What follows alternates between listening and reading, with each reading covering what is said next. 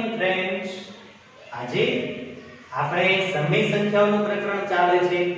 સમય સંખ્યાઓમાં આપણે છઠ્ઠો એક્ઝામ્પલ આવ્યા છે. છઠ્ઠા એક્ઝામ્પલમાં આપણને કહ્યું છે કે નીચે આપેલી જોડીઓમાંથી કઈ જોડી સમાન સમય સંખ્યાઓનું નિરૂપણ કરે છે. તો જુઓ, અહીંયા આપણને બે સંખ્યાની જોડી આપી છે. હવે એ બંનેમાં સંખ્યાઓમાંથી કઈ સંખ્યા સમાન એટલે સરખી છે અને કઈ સંખ્યાઓ સમાન નથી એ આપણે લખવાનું છે. તો આપણે વારાફરતી એક પછી એક સંખ્યાઓ વિશે જોતા જઈએ. તો આ બંને સંખ્યા સરખી છે કે નહીં એ જોવા માટે આપણે શું કરવું પડે? એનું અતિ સંક્ષિપ્ત રૂપ આપણે આપવું પડે. તો સૌથી પહેલી સંખ્યા છે -7 21. આનું અતિ સંક્ષિપ્ત રૂપ આપીએ તો અતિ સંક્ષિપ્ત રૂપ આપવું એટલે કે મોટામાં મોટી સંખ્યા વડે બંનેને ભાગી શકાય એવી સંખ્યા વડે ભાગાકાર કરવાનો. તો જુઓ, 7 ને કઈ સંખ્યા વડે ભાગી શકાય? તો 7 ને 7 સિવાય બીજી કોઈ પણ સંખ્યા વડે ભાગી શકાશે નહીં. તો 21 ને કઈ સંખ્યા વડે ભાગી શકાય છે? તો 21 ને 7 વડે ભાગી શકાય છે.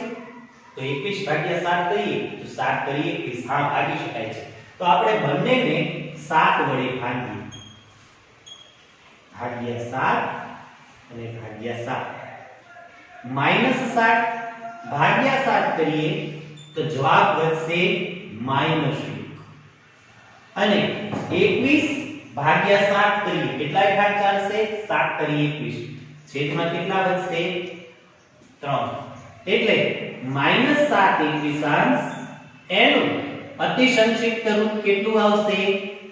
-1/3. હવે બીજી સંખ્યા લખીએ આપણે 3/9. હવે એને કઈ સંખ્યા વડે ભાગી શકાશે એ જોઈએ.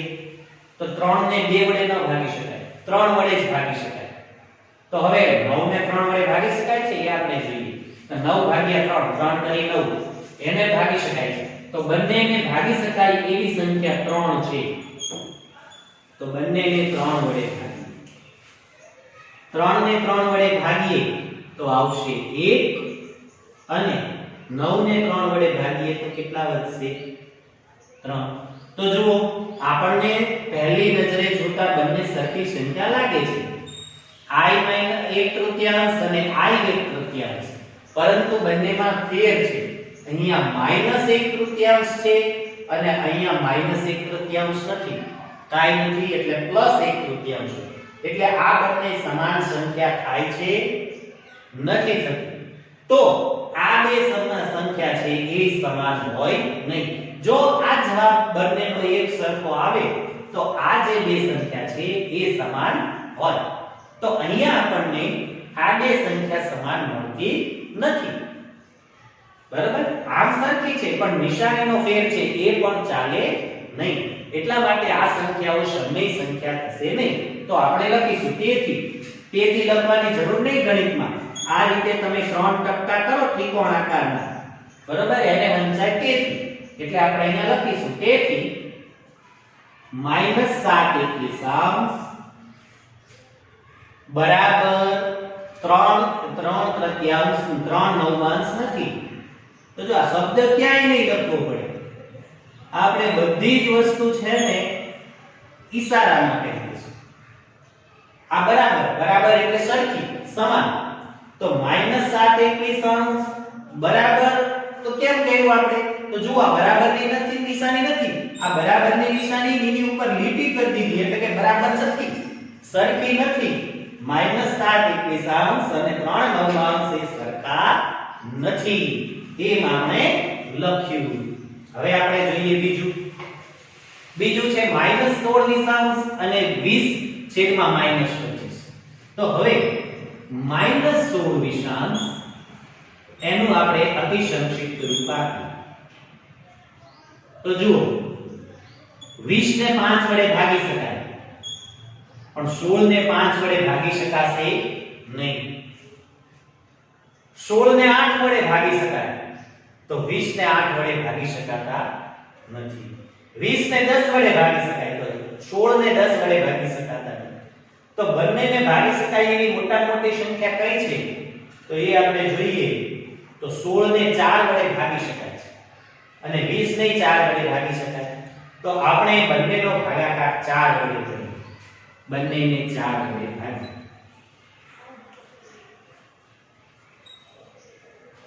બરાબર 16 ભાગ્યા 4 કરીએ એટલે જવાબ આવશે 4 અને 20 ભાગ્યા 4 કરીએ એટલે જવાબ આવશે 5. એક સંખ્યા અહીંયા માઈનસ છે એટલે જવાબ આવશે માઈનસ 4/5. હવે એ જ રીતે બીજી સંખ્યા આપણે લખીએ 20 એના છેદમાં -25. આને સરખી સંખ્યા વડે જોઈએ તો 20 ને 4 વડે ભાગી શકાય છે પણ 25 ને 4 વડે ભાગી શકાય નહીં. તો આગળ જોઈએ 20 ને 5 વડે ભાગી શકાય તો 20 ભાગ્યા 5 5 24 હા ભાગી શકાય. 25 ને 5 વડે ભાગી શકાય તો 25 હા એને 5 વડે ભાગી શકાય. તો બંનેને 5 વડે ભાગીએ. 20 ભાગ્યા 5 કરીએ તો જવાબ કેટલો આવશે 4 અને 25 ભાગ્યા 5 કરીએ તો જવાબ કેટલો આવશે 5. આમાં જુઓ આ એક નિશાની છે એ કેવી છે માઈનસ ની એટલે જવાબ કેવો આવશે માઈનસ. તો અહીંયા જવાબ એ શું આવ્યો -4/5 અને અહીંયા જવાબ પણ કેવો આવ્યો -4/5. તો બંનેની સંખ્યા કેવી થઈ સરખી થઈ. તો આ જોડ છે એને સમાન જોડ કહેવાય. તો આપણે નીચે કઈ રીતે લખીશું -16 વિષાંશ બરાબર છે. જો આમાં બરાબર નથી ઉપર લીટી નહીં કરી કેમ કારણ કે આ તો સરખી છે એટલે બરાબર 20 25 આ બંને સંખ્યા સરખી છે. જો સરખી ન હોય તો બરાબર ની ઉપર લીટી મારી દેવાની એટલે કે સરખી નથી બરાબર નથી. હવે એવી જ રીતે જોઈએ ત્રીજી સંખ્યા 2 -2/3 -2/3 બંને નિશાની માઈનસ ની છે. અહીં જો 2 ને 2 વડે ભાગી શકાય તો 3 ને 2 વડે ભાગી શકાય નહીં. 3 ને 3 વડે ભાગી શકાય તો અહીંયા સંખ્યા જોડી જાય એટલે એનો ભાગાકાર થાય જ નહીં. તો અહીંયા તો એક પણ સંખ્યા એવી નથી કે જેના વડે ભાગી શકાય. તો કાઈ ન વધતું હોય તો 1 પણ બંને નિશાની માઈનસ છે એટલે -1 વડે જો ભાગાકાર કરીએ બંને સંખ્યાનો તો જવાબ કેટલો મળે આપણને પ્લસમાં 2/3. બરાબર ગુણાકારની જેમ ડેશ નિશાની ગુણાકારની હોય તો જવાબ આપણને પ્લસમાં મળી જાય છે એ રીતે ભાગાકારમાં પણ થાય છે. બરાબર એ નિયમ આપણે જોઈ ગયા છે.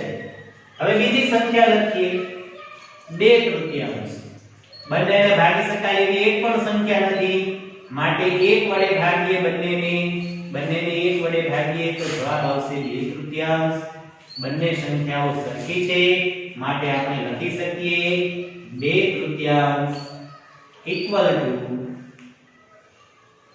2/3. જો અહીંયા બંને નિશાની માઈનસ ની છે ને એટલા માટે એ આખો જવાબ પ્લસ માં થાય પણ બંનેમાંથી એક નિશાની પ્લસ ની એક નિશાની માઈનસ ની હોય તો જવાબ માઈનસ માં આવે. તો આ રીતે આગળના જે બીજા દાખલા છે એ તમારી જાતે ગણવાનો પ્રયત્ન કરજો. હવે આપણે જોઈશું એક્ઝામ્પલ નંબર 7. સાતમા એક્ઝામ્પલમાં આપણને કહ્યું છે કે નીચે આપેલી સમય સંખ્યાઓનું અતિ સંક્ષિપ્ત સ્વરૂપ લખો. આવા દાખલા તો તમે ચોથા ધોરણથી શીખતા આવ્યા છો એટલે આને આપણે ડિટેલમાં નહીં જોઈએ.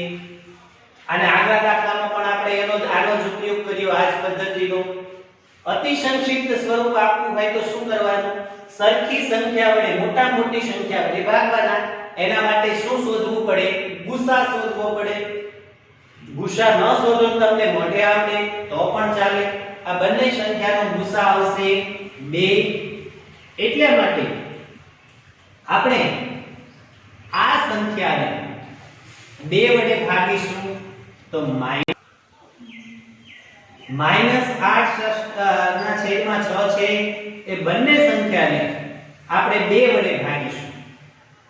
બંનેને 2 વડે ભાગીએ એટલે -8 ભાગ્યા 2 એટલે આવશે -4 અને 6 એના ભાગ્યા 2 કરીએ એટલે જવાબ આવશે 3. તો -8 ષષ્ઠમાંશ એનું અતિ સંક્ષિપ્ત સ્વરૂપ થશે -4/3. હવે એવી જ રીતે બીજી સંખ્યા છે 25 ના છેદમાં 45. તો આનો પણ આપણે ગુસા જોઈશું. તો આ સંખ્યાનો આપણે ગુસા જોઈશું. તો આ સંખ્યાનો આપણને ગુસા મળશે 5. ગુસા 5 મળશે એટલે કે મોટા મોટી એવી સંખ્યા મળશે કે 5 વડે આપણે બંને સંખ્યાને ભાગી શકીએ. તો આ બંને સંખ્યાને આપણે 5 વડે ભાગીએ. તો આપણે 25 એને પણ 5 વડે ભાગીશું અને 45 એને પણ 5 વડે ભાગીશું. તો બંનેના ભાગ્યા 5 કરીએ. તો 25 ને 5 વડે ભાગીશું એટલે જવાબ મળશે 5 અને 45 ને 5 વડે ભાગીશું એટલે જવાબ મળશે 9. તો 45 ના છેદ 25 ના છેદમાં 45 એનું અતિ સંક્ષિપ્ત સ્વરૂપ આવશે 5 9 બંનેને 5 5 વડે ભાગીએ તો જે જવાબ મળશે એ આપણને મળશે 5 9. તો આ રીતે આપણે અતિ સંક્ષિપ્ત રૂપ આપી શકીએ. હવે આપણે જોઈએ એક્ઝામ્પલ લઈએ. એક્ઝામ્પલ 8 છે એ એક્ઝામ્પલ તો સામાન્યતઃ તમે ત્રીજા ધોરણથી શીખતા હો છો, પણ એમાં અપૂર્ણાંક છે એટલો જ ફેર છે આપણે એટલા અને માઈનસ પ્લસ માઈનસ ની નિશાની છે તે ફેર છે એટલે આપણે એના વિશે જોઈશું. આપણને શું કહ્યું છે અહીંયા બે સંખ્યાઓ આપેલી છે બરાબર અને એની વચ્ચે ચોરસ આપેલું છે. આ ચોરસની અંદર આપણે યોગ્ય સંકેત મૂકવાનો છે. આપણે આ સંકેત શીખી ગયા છીએ. પહેલો સંકેત છે એ એમ બતાવે છે કે પહેલી સંખ્યા મોટી છે. બીજો સંકેત એમ બતાવે છે કે આ પહેલી સંખ્યા છે એ નાની છે અને ત્રીજો સંકેત એમ બતાવે છે કે બંને સંખ્યા બરોબર છે સમાન છે. તો આમાંથી જે યોગ્ય સંકેત આવતો હોય એ આપણે મૂકવાનો છે. તો એના માટે આપણે બંને સંખ્યાની કિંમત શોધવી પડશે. અહીંયા સંખ્યા છે -5 સપ્તમાંશ અને આ બાજુ સંખ્યા છે 2 તૃતીયાંશ. તો જુઓ અત્યાર સુધી તમે શીખી ગયા છો કે જો છેદ સરખા હોય ને 2 તૃતીયાંશ અને 5 તૃતીયાંશ તો તમે આમાં છેદ સરખા હોય તો નક્કી કરી શકો કે અંશની સંખ્યા મોટી એ સંખ્યા મોટી. પરંતુ ત્રણ સંખ્યા માની લો કે આપી હોય 4 11 8 11 અને 7 11. આમાંથી તમારે મોટી સંખ્યા નક્કી કરવી હોય તો ત્રણેય સંખ્યામાંથી તમારે જોવાનું ત્રણેય સંખ્યાના છેદમાં કેટલા છે 11. જો છેદ સરખો હોય તો અંશની સંખ્યા મોટી એ સંખ્યા મોટી થાય અને અંશની સંખ્યા નાની એ સંખ્યા નાની થાય. પરંતુ અહીંયા છેદ સરખા નથી તો શું કરવું પડે? પહેલા બંનેના છેદ સરખા કરવા પડશે. પણ આ દાખલો એવો છે કે આમાં બંનેના છેદ સરખા નહીં કરીએ ને પહેલા આપણને ખબર પડી જશે. કઈ રીતે? તો આપણે સંખ્યા રેખા શીખી ગયા છીએ. સંખ્યા રેખાના શૂન્ય બરોબર વચ્ચે હોય છે. એની જમણી બાજુ બધી જ ધન સંખ્યાઓ છે અને શૂન્યની ડાબી બાજુએ બધી ઋણ સંખ્યાઓ છે. સંખ્યા રેખા પર જેમ આપણે જમણી બાજુ જતા જઈએ એમ મોટી સંખ્યાઓ આવતી જાય અને ડાબી બાજુ ખસતા જઈએ એમ એનાથી નાની સંખ્યાઓ આવતી જાય. તો શૂન્યની ડાબી બાજુ કયા પૂર્ણાંકો છે? ઋણ પૂર્ણાંકો. અને શૂન્યની જમણી બાજુ કયા છે? ધન પૂર્ણાંકો. જ્યારે એક સંખ્યા ધન છે અને એક સંખ્યા ઋણ છે તો આપણને સીધી જ ખબર પડી જાય કે ઋણ સંખ્યા હોય એ કેવી હોય? નાની. બરાબર? એક સંખ્યા પ્લસ એક માઈનસ હોય ત્યારે તો આંખ વીંચીને નક્કી કરી નાખવાનું કે માઈનસ વાળી સંખ્યા છે એ નાની સંખ્યા છે. પરંતુ જો બંને પ્લસ હોય અથવા તો બંને માઈનસ હોય તો આપણે છેદ સરખા કરીને પછી જવાબ મેળવવો પડે. તો અહીંયા આપણને શું કરેલું છે કે માઈનસ છે 5 સપ્તમાંશ છે એ ઋણ પૂર્ણાંક છે.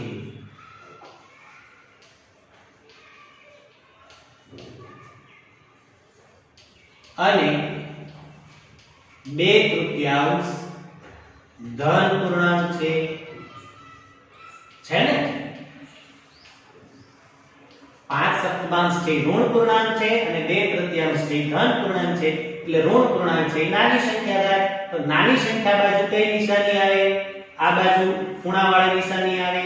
તો બીજી નિશાની આ ચિત્રમાં આવશે સંખ્યામાં. બરાબર? આને વાંચવું હોય તો એમ વાંચી શકાય 5 સપ્તમાંશ. આ શેની નિશાની છે? નાનાની. એટલે કે -5 સપ્તમાંશ નાના છે શેના કરતા? 2/3 કરતા, એટલે આમ સમજાય -5/7 2/3 કરતા નાના છે, અથવા તો -5/7 નાના છે 2/3 કરતા, પણ એ વાક્ય આપણને આટલું ઓળું લાગે, એટલે એમ સમજાય કે 5/7 એ 2/3 કરતા નાના છે. અને જો મોટું આવતું હોય તો એમ લખી શકાય 5/7 આપેલા હોય તો 5/7 2/3 કરતા મોટા છે, એમ આપણે મોટું હોય ત્યારે વાંચીએ. ઇંગ્લિશમાં વાંચવું હોય તો નાના છે એને લેસ ધેન કહેવાય અને મોટા છે એને ગ્રેટર ધેન કહેવાય. તમે એમ પણ કહી શકો 5/7 લેસ ધેન 2/3. હવે આપણે બીજું જોઈએ. હવે જો બીજું છે એમાં બંને માઈનસ સંખ્યા છે અને બંનેમાં છેદ જુદા જુદા છે. તો હવે આપણે આગળ શીખી ગયા તેમ પહેલા શું કરવું પડશે? બંનેના છેદ સરખા કરવા પડશે. એના માટે લસા લેવું પડે. બંનેનો લસા આવશે 35. તો આપણે પહેલા -4 પંચમાંશ એના છેદમાં કેટલા લાવીશું? 35. તો અહીંયા છેદમાં છે કેટલા? 5. કેટલા વડે ગુણવા પડે? 7 વડે ગુણીશું ત્યારે આવશે 35. તો -28 એના છેદમાં 35. પછી બીજી સંખ્યા છે -5/7 એના છેદમાં કેટલા છે? 7. આપણે 35 લાવવા છે તો 5 વડે ગુણીએ તો આવશે -25 એના છેદમાં 35. તો અહીંયા આપણને સરખી સંખ્યા છેદ સરખા કરતા બે સંખ્યાઓ મળી, -28 ના છેદમાં 35 અને -25 ના છેદમાં 35. હવે અહીંયા આપણે જોઈશું કે જે સંખ્યાનો અંશ મોટો એ મોટી સંખ્યા છે અને જે સંખ્યાનો અંશ નાનો એ સંખ્યા નાની છે. હવે જો અહીંયા આપણને એમ થાય કે 25 કરતા 28 મોટા છે, પણ આ કેવા પૂર્ણાંક છે? ઋણ. બંને ઋણ પૂર્ણાંક છે. તમને શરૂઆતમાં જ શીખાઈ ગયા છો કે જ્યારે ઋણ પૂર્ણાંક હોય એમાં જેમ મોટી સંખ્યા એમ એની કિંમત નાની થાય, બરાબર? અને જેમ નાની સંખ્યા એમ મોટી. કેમ? કારણ કે -5 રૂપિયા કરતા -10 રૂપિયા નાના કહેવાય. કારણ કે -10 એનો મતલબ કે આપણે એટલા દેવાના છે. એ તમને આગળ સમજાવી દીધું છે એટલે એમાં આપણે બહુ ડિટેલમાં નથી જતા. માટે અહીંયા -28/35 છે એ નાની સંખ્યા કહેવાશે. -28/35 એ કઈ સંખ્યા છે? -4 પંચમાંશ. તો આ સંખ્યા છે એ નાની થશે અને આ સંખ્યા છે એ મોટી થશે. તો નાની સંખ્યા બાજુ ગુણાવાળી નિશાની, એટલે ફરીથી આપણે એ જ નિશાનીનો ઉપયોગ કરીશું. આ રીતે આગળના છે એ તમારી જાતે ગણવાના છે. હવે તો સેમ દાખલો આપ્યો છે કે અહીંયા આપણે દાખલા નંબર 9 કે નીચેના દરેકમાં કઈ સંખ્યા મોટી છે? એટલે આપણને બે સંખ્યા આપી છે, બરોબર? પહેલામાં 2/3 અને 5/2. તો એમાં કઈ સંખ્યા મોટી છે એ નક્કી કરવાની છે. તો સૌથી પહેલા શું કરવું પડશે? છેદનો સરખા કરવા પડશે. એના માટે લસા લેવું પડશે. બંનેનો લસા આવશે 6, એટલે સમઅપૂર્ણાંકથી બંનેના છેદ સરખા કરીશું. અહીંયા છેદમાં 3 છે, 6 લાવવા માટે 2 વડે ગુણીશું તો આવશે 4 ના છેદમાં 6. 5/2 એના છેદમાં 6 લાવવા માટે 3 વડે ગુણીશું એટલે 5 તરી 15 અને 2 તરી 6. 4 ના છેદમાં 6 અને 15 ના છેદમાં 6. કઈ સંખ્યા મોટી દેખાય છે? 15 ના છેદમાં 6. એ કઈ સંખ્યા છે? 5/2. તો આપણે એમ કહી શકીએ કે 2/3 અને 5/2 એમાં આ સંખ્યા મોટી છે, ગ્રેટર ધેન. એટલે એમ લખી શકાય 5/2 એ 2/3 કરતા મોટી સંખ્યા છે.